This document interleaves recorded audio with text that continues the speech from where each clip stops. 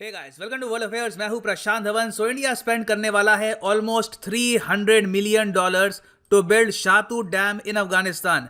अफगानिस्तान के लोगों के लिए एक गिफ्ट होगा from the people of India, और ये अनाउंस किया है हमारे विदेश मंत्री ने, अजय शंकर साहब ने। यहाँ पे आप देखेंगे डैम का तो अलग से कॉस्ट है, उसके अलावा भी इंडिया $80 मिलियन के और भी बहुत सारे प्रोजेक्ट्स कंप्लीट करेगा through out Afghanistan. Now obviously ये एक बहुत ही अच्छा स्टेप है for India Afghanistan relations. Discuss करते हैं इस टॉपिक को, मगर सिंस यहाँ पे हम बात ही कर रहे हैं अफगानिस्तान की, एक क्वेश्चन मैं आपसे पूछूंगा जिसका राइट आंसर आपको मिलेगा वीडियो के एंड में।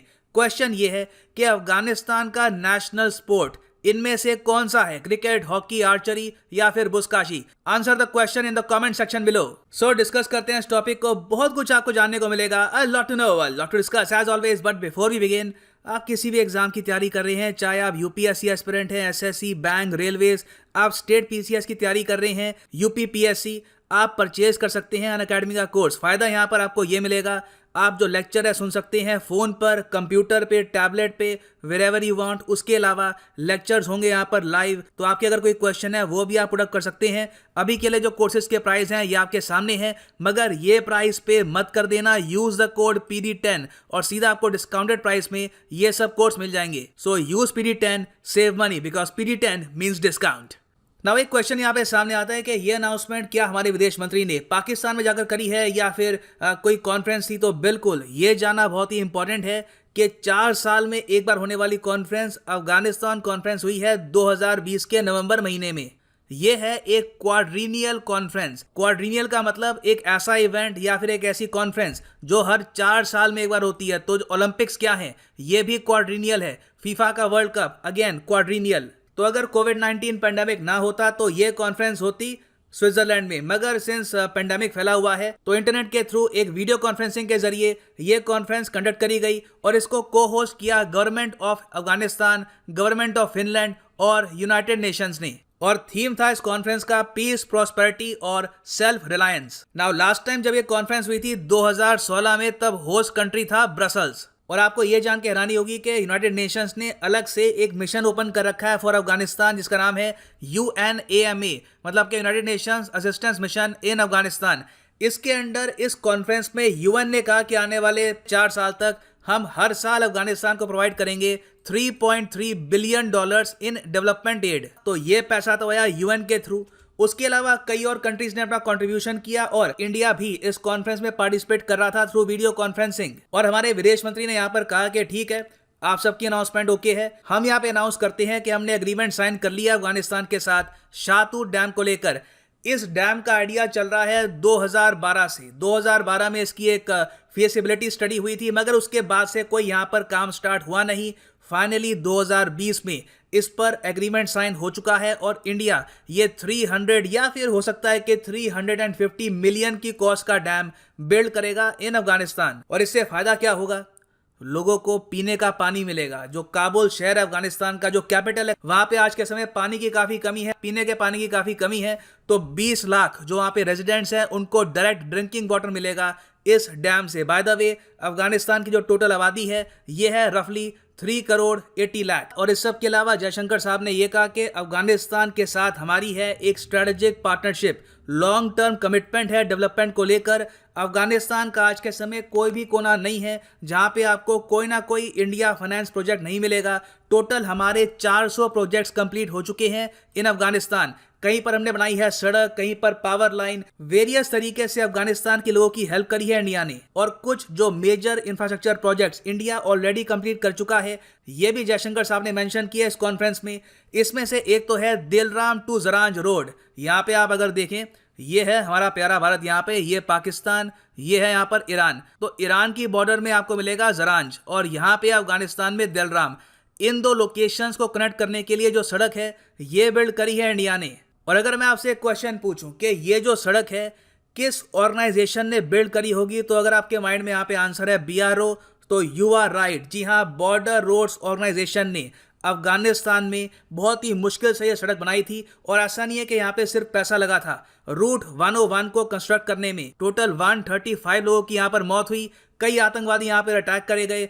कई देश थे जो चाहते नहीं थे कि यहाँ पर ये जो डेवलपमेंट प्रोजेक्ट है ये कंप्लीट हो, और BRO के ही यहाँ पर 2 एम्प्लॉयज मारे गए। 4 आईटीबीपी के पर्सनल मारे गए, इनको बचाते वक्त कई वर्कर्स भी यहाँ पर मारे गए, बोथ अफगान एंड इंडियंस। सो इस सड़क के अलावा एक और बहुत ही इंपॉर्टेंट डैम है अफगान इंडिया फ्रेंडशिप डैम, इसको भी इंडिया कंस्ट्रक्ट कर चुका है। यहाँ पे आप देखेंगे बहुत ही सुंदर फोटो है अफगान इंडिया फ्रेंडशिप डैम की। इसका वैसे पहले नाम था सलमा डैम, बाद में इसका नाम चेंज कर दिया गया और ये आपको मिलेगा हरी रिवर पर, और ये बाय द वे लोकेशन है अफगान इंडिया फ्रेंडशिप डैम की। आप देखेंगे ये पाकिस्तान से काफ़ी दूर है, तो इस डैम को लेकर पाकिस्तान इतना नर्वस नहीं था। ऑफकोर्स इंडिया की पार्टिसिपेशन अफगानिस्तान में बढ़ रही है, उस इश्यू को लेकर वो नर्वस है, मगर इस डैम की वजह से पाकिस्तान को कोई वाटर सप्लाई का इशू नहीं है। मगर जो अगला डैम हम बनाने वाले हैं अफगानिस्तान में, उसको लेकर पाकिस्तान भी काफ़ी हद तक नर्वस है, क्योंकि शातूत डैम जो बनेगा, यहाँ पे आप देख पाएंगे ये इसकी लोकेशन है, ये बनेगा पाकिस्तान के काफ़ी करीब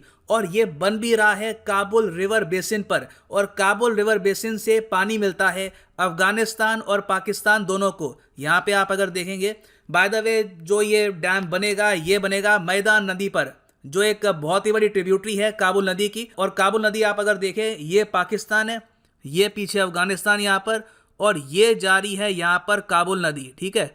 पाकिस्तान में भी बहती है और अफगानिस्तान में भी। तो पाकिस्तान को जेन्युइनली यहाँ पर थ्रेट ये लग रहा है कि अगर इंडिया डैम्स बनाना स्टार्ट कर देता है ऑन द काबुल रिवर, तो यहाँ पे इन द फ्यूचर पानी को लेकर इश्यूज आ जाएंगे बिटवीन अफगानिस्तान और पाकिस्तान। क्योंकि अभी के लिए क्या है, पाकिस्तान बहुत ही आसानी से अफगानिस्तान का पानी इंजॉय करता है विदाउट एनी इंटरप्शन।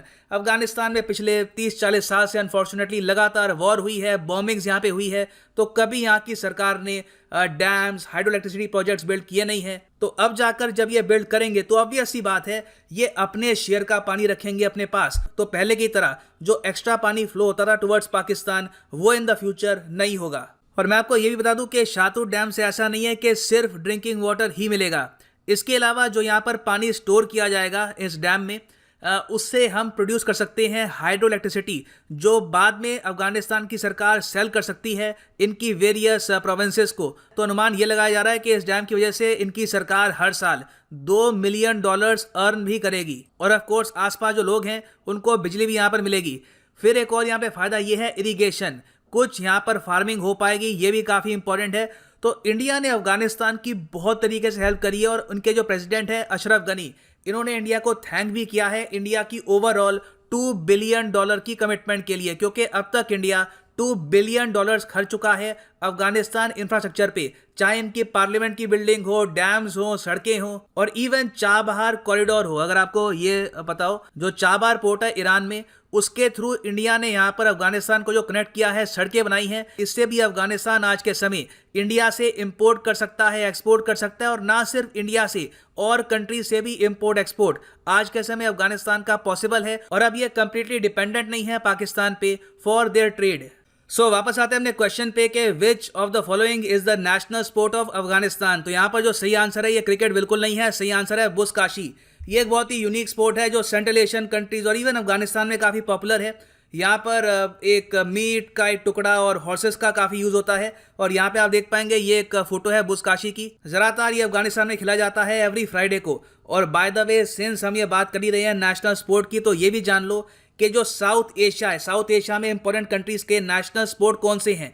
तो अफगानिस्तान का तो हो गया बुस्काशी, पाकिस्तान का नेशनल स्पोर्ट है फील्ड हॉकी, इंडिया का कोई नेशनल स्पोर्ट नहीं है। बहुत ही लंबे समय तक लोग मानते थे कि फील्ड हॉकी है, मगर रिसेंटली एक आरटीआई के रिप्लाई में भारत सरकार ने यह बताया है कि government has not declared any sport as a national game. ये बहुत ही इंपॉर्टेंट है। सो आज के समय इंडिया और चाइना दोनों का कोई भी नेशनल स्पोर्ट नहीं है। बाकी आप अगर देखो, नेपाल का है वॉलीबॉल, भूटान का है आर्चरी, बांग्लादेश का है कबड्डी, और श्रीलंका का है वॉलीबॉल। और फाइनली आप सबसे मैं क्वेश्चन पूछना चाहूंगा कि अगर इन द फ्यूचर इंडिया कोई नेशनल गेम अडॉप्ट करता है, तो क्या वो अफगानिस्तान या फिर बांग्लादेश की तरह कोई हमारा रीजनल स्पोर्ट होना चाहिए, या फिर जो फॉरेन स्पोर्ट्स हैं जो बाहर से इंडिया में आए हैं, फॉर एग्जांपल हॉकी, क्रिकेट, वैसे स्पोर्ट को हमको अडॉप्ट करना चाहिए? इसके बारे में भी आप लिख सकते हैं in the comment section below. इसी के साथ वीडियो करते हैं खत्म। Thank you for listening and as always God bless you all.